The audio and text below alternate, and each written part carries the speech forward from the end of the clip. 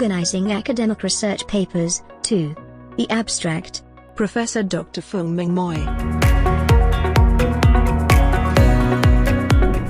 Right? So next is, what is the format of an abstract? So different journals have different requirements. Some they require structured or unstructured abstract. Structured means that you would have the headings like introduction, method, results, and conclusion, whereas unstructured is everything is in one paragraph.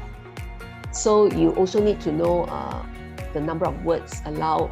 Some journals they only allow 150 words, 200 words, 300 to 400 words. I think from my experience, the maximum is about 300 words.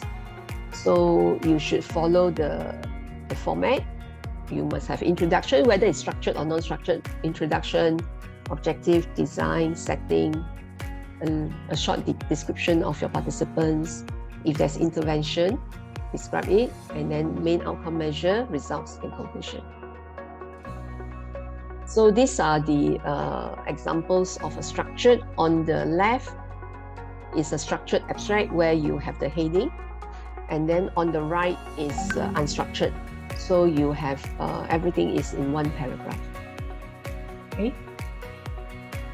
And now the new trend is some journals requesting for graphical abstract. But not all abstracts are suitable for graphic, so it depends on the research that you do, and then on the journals that you submit to. So this is one of the example that example of a published graphical abstract.